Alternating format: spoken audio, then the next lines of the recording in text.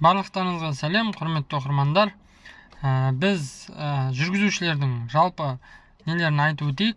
Жүргізуші деген ол өзінің мәдениеті болу керек. Жүргізушінің әдебі деп алдында видео түсіргенбіз. Сол видеоны қарасаңыздар болады тоже. Мысалы, жүргізушілер жолда кетіп бара жатқан кезде мына екі жолақ болады. Мысалы, енді сіздің бағытқа арналған екі жолақ болады. Сіз сол жолақпен жүріп келе жатқан кезде сізден мына сол жақ жолақтағы автокөлік сізге сұрайды, мына жолаққа түсуге мүмкіндік беріңізші деген сияқты.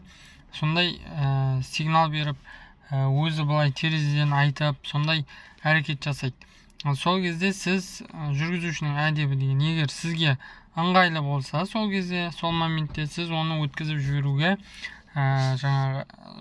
жіберуіңіз енді ол сол әдепке жатады. Сіз ол асығып тұрған шығар ол кісі.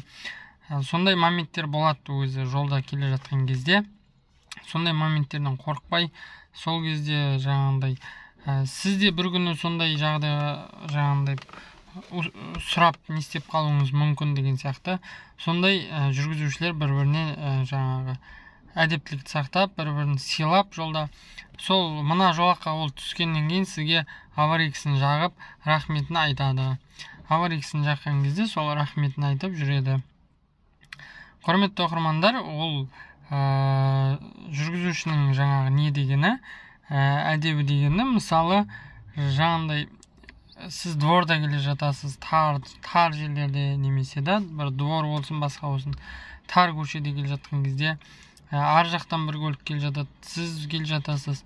Сол кезде өткізу керек болады. Сол кезде бір шетке ығысып өткізе салу керек. Ерегісіп, қиын ситуацияға апарудың мүлдем қажеті жоқ ондай кезде. Осындай, құрметті оқырмандар, жүргізушілер өзара осылай тіл табысып, жол ережесін сақтап, осындай гармония дейміз ғой, гармонияда жолда жүрсе өте керемет жол жүрісі қалыптасар еді. Құрметті оқырмандар, біздің ПТТ Қазақстан ұжымы дайындаған ПТТ Қазақстан сіздің үйдегі автомектеп деген кітап бар. Сол кітапты алып, өзіңіз толық жол ережесін түсініп алсаңыз болады.